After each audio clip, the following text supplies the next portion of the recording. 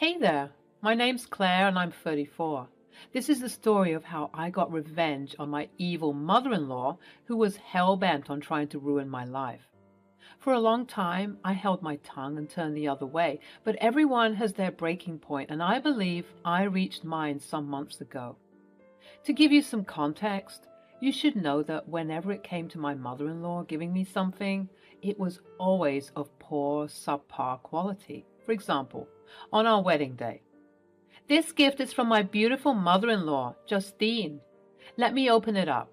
Oh, I see, it's a second-hand spatula. Thank you so much, this is very lovely." Or when it was my 33rd birthday, "Oh, Justine, you really shouldn't have." "Shh, just open it." "Oh, wow, it's a... what is it?" "You silly goose, it's a shovel." "Oh, how lovely, but there appears to be some rust on it." "It's a refurbished shovel."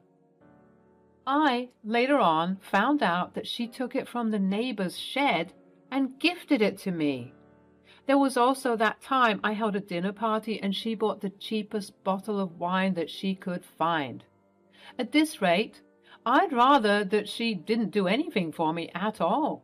But the instances that irk me the most, the moments that hurt and bruise my soul, is when she insists on cooking food for me, but every time I try it, it tastes horrendous. At first, I was very forgiving and sympathetic because some people just can't cook all that well, which is fine.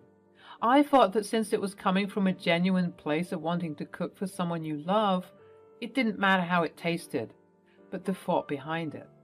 I later on found out that the same dishes prepared by her, but for different people, tasted absolutely spectacular. And after trying and failing to gaslight myself for some time, I came to the conclusion that she simply was sabotaging my food. "Go on, Claire, try my casserole. I made it." "I'm a bit stuffed from all the food you've given me." "Okay then, but at least eat just a bite for me." I reluctantly took a bite, my stomach already bubbling from what was about to come. I ate some of the casseroles, and just as I suspected, it was horrendous. If I didn't know any better, I'd say that she was trying to poison me. You might be wondering what my husband must have thought throughout all of this, and he, of course, didn't believe me. I didn't blame him either. It's hard to accept such an outlandish statement, especially when it comes to your mother. But I would constantly beg and plead with him for him to try the food that she prepared for me, but he would always brush me off, telling me that I'm crazy. There would be other moments in which my husband would be willing to try my food to make sure that what I'm saying is true, but he would always be stopped by Justine. "Hey, that food is for Claire. I made it extra special for her. You know her dietary requirements." Yes, I indeed had certain dietary requirements. I'm a vegetarian and I married into a family that practically enjoys their beef and pork still mooing and oinking on the plate. Needless to say, they are avid meat lovers, and so whenever there would be large family gatherings, Justine would be subjected to making a modified plate version for me, which I always appreciated, but I couldn't help but feel like zero effort was being put into my dishes. After realizing that Justine was sabotaging my food, I tried to sympathize with her still, and I thought that perhaps she simply resented me for having to make her go the extra mile in preparing a separate dish for me. I could see how that might annoy someone, but it didn't explain her giving me trashy and awful gifts every time she could. Nonetheless, I tried to give her the benefit of the doubt. That is, until it was a few months ago when I invited a coworker of mine to one of the family cookouts. It should be noted that my coworker, like me, is also a vegetarian, so this would have been a good indicator to see whether my mother-in-law was actively being malicious, or she just couldn't cook a decent vegetarian meal to save her life. To my surprise, it turns out that she made two special vegetarian dishes, one for my coworker and one for me. Why she couldn't just make one big vegetarian dish for the both of us to share, I didn't know. Well, I did know, eventually. I found out that Justine could cook. I sneakily tasted my coworker's dish without Justine's knowledge, and it was very tasty. It was one of the best vegetarian dishes that I'd ever tasted, even better than what I normally cook for myself. My dish, on the other hand, tastes completely dreadful. There were several moments when I had to stop myself from gagging at the dinner table because of how putrid it was. Later on that night, when we all went to our respective homes, I approached my husband, Liam, about it again. "Oh, hush, Claire, you're being dramatic and frankly, a little bit rude." "I swear it on everything, babe. She's sabotaging my food. She doesn't want to prepare good food for me." "Well, even if the food is poor quality, which I highly doubt, what do you expect from her? She's just one woman. If you want, you should try and help her in the kitchen where she's cooking. Maybe she doesn't know how to cook vegetarian food." "See, the thing is, I've offered on many occasions to help her in the kitchen, but then she gets defensive and starts accusing me of hating her food." "Which you do." "And also, when I try and make suggestions, she gets even more offended.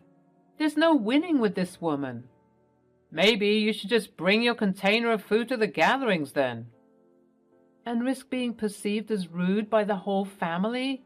I mean, what sort of guest does that? It's not like I have celiac disease or some other food allergy that requires me to accommodate myself. I'm simply a vegetarian. Everyone can prepare vegetarian food, so if I bring my own, people will think I'm rude. Also, remember my coworker? Lucy? She was lovely." "Yeah, well, guess what? The food was also lovely. You know, her vegetarian food." Liam paused to truly contemplate what was going on. He sat down on the bed and pondered some more. "Well, say something." "Okay, you're my wife and you know that I love you. I want to believe you, but I think that this is all just in your head. I get that my mother can be a bit unique with her gift-giving abilities, but going as far as to sabotage your food, that's really low and dangerous too, right?" "Exactly. This one time, I swear to God, I smelt bleach in my food. I had to excuse myself to the bathroom for the remainder of the dinner party to avoid eating it." "Claire, I think that because you two are not on the best of terms, you see her in a different light than most of us do. My mother is a great chef." "I don't disagree. In fact, after tasting some of my coworkers' food tonight, I'm convinced that she can do a splendid job. But for some reason, when it comes to me, she doesn't want to cook properly." "Enough. I won't hear you slander my mother any longer. She's an amazing cook. You're being delusional." I was fed up. How many times did I need to try and convince my husband that I was telling the truth? I decided that I had to show him what I was saying was correct, and so I patiently waited for the next family gathering to ensue so that I could make my move. It was approximately a month later when I'd get a call from my mother-in-law. "Claire, darling, how are you?" "I'm doing well, thank you. And you?" "I'm excited. As you know, we're holding another family gathering this weekend. Uncle JJ just returned from his job posting in France, and now we have to celebrate. Please tell me that you and Liam can make it." "Oh, Justine, you know we wouldn't miss it for the world." "Oh, wonderful. Uncle JJ didn't want anything fancy despite coming from France. You can imagine. So we're just going to have things like sliders and sandwiches, very casual. You can even invite your coworker friend again. She was darling. Unfortunately, she won't be able to make it this time around, but Liam and I will be there." "Oh, what a shame, but I'm glad you two will be coming. Oh, and one more thing. Before I forget, I have decided to buy you some special plates so that it would be easier for me to distinguish between vegetarian and non-vegetarian dishes. They're very beautiful and navy blue. You'll love them." "Not an issue, Justine. Thank you for being so gracious." "All righty then. See you soon." I hung up the phone.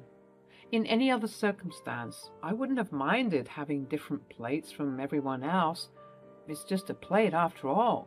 But considering what I knew about her sabotaging me, I knew that having different plates was just another way of her trying to alienate me from everyone else.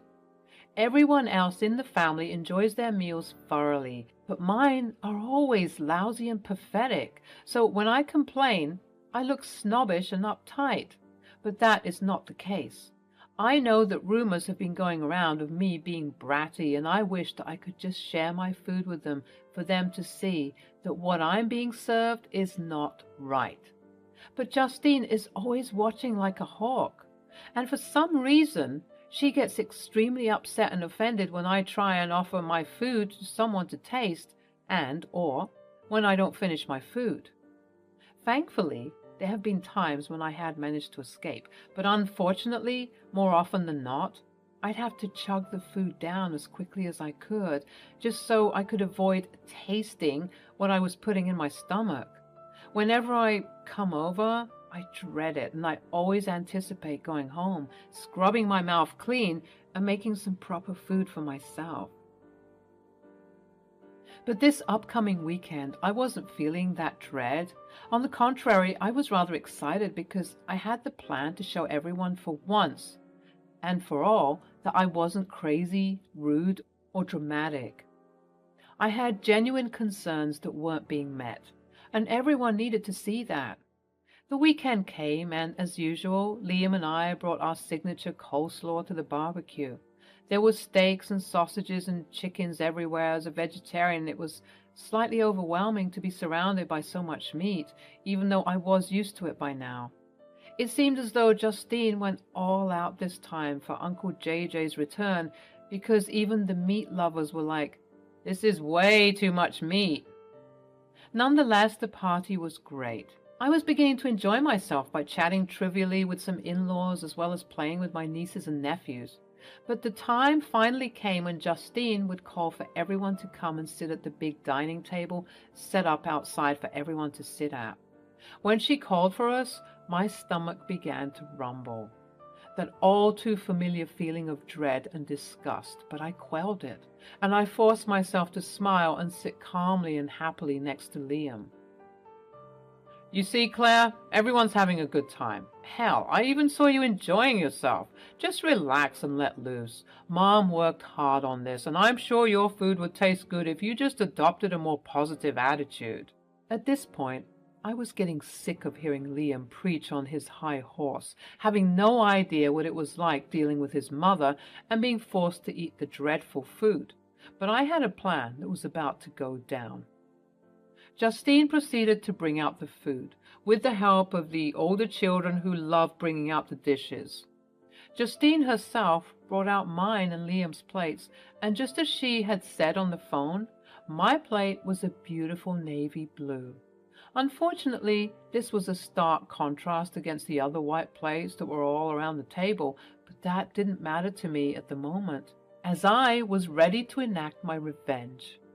Just as everyone was settled down at the table and grace had been said, people were ready to eat when I suddenly cried out, "Oh my goodness! Is that a snake?"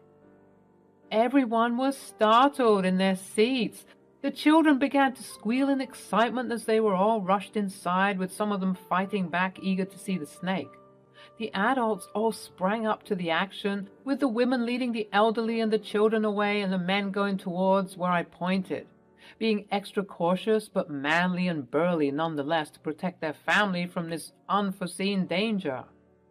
While everyone was tending to their designated roles, I trailed behind the women, looking back at the dinner table, all set out with the delicious and beautifully prepared food. Thankfully, all of the food looked pretty similar, and one really couldn't tell the difference between plate A and plate B if they tried, which is why my mother-in-law made her special plate for me so that she could easily tell which plate had the nasty food and which food was good. I hurried because I started to note people making their way back from the forest, brushing up ahead. I snatched the sandwiches from my plate and Liam's plate and swapped them fast so that I wouldn't be detected.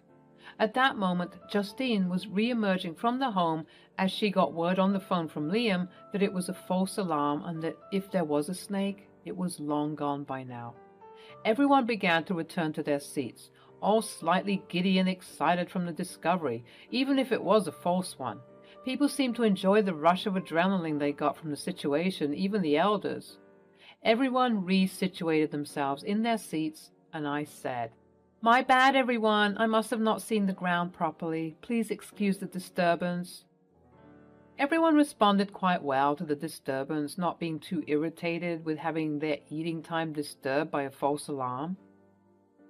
"It's no issue, honey. Better safe than sorry."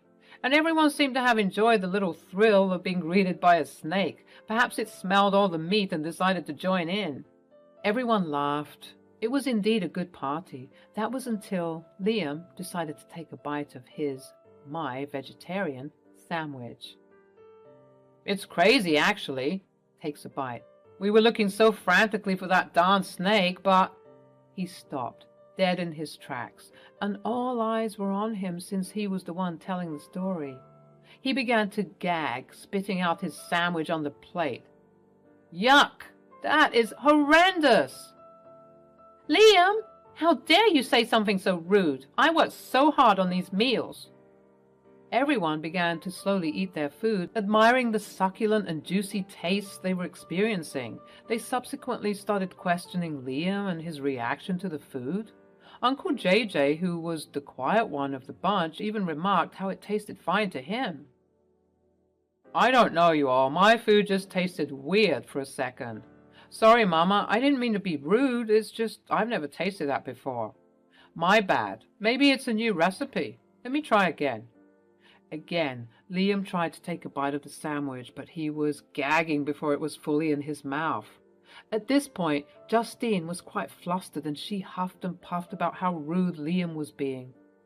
"Mom, I'm sorry, but I can't eat that. I don't know what's wrong with me, but maybe it isn't me. Maybe this sandwich is just off." "Nonsense! My food is never off."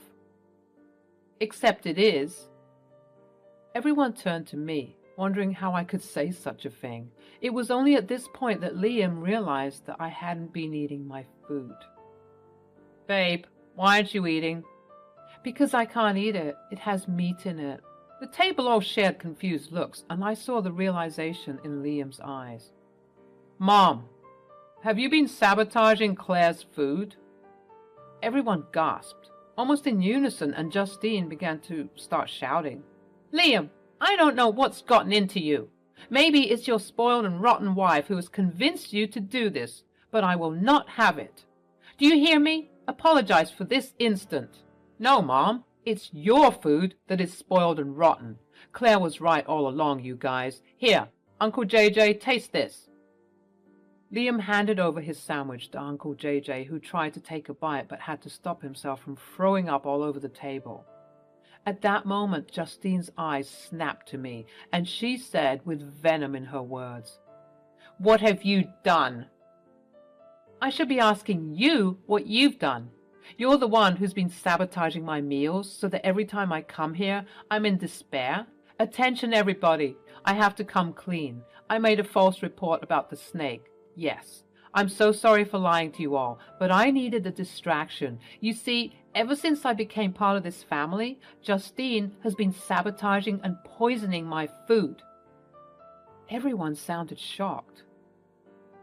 "It's true. I have had my suspicions for a long time, and you all might have thought that I was being snobbish, but just taste the sandwich that Justine made for me if you can even stomach it." By the time I finished my sentence, the sandwich had already made a couple of rotations amongst the men and women. After they had their reactions of gagging and dry heaving, they recommended that the elderly and the children needn't partake due to how rancid the food smelled, with even one family member wanting to go to the hospital.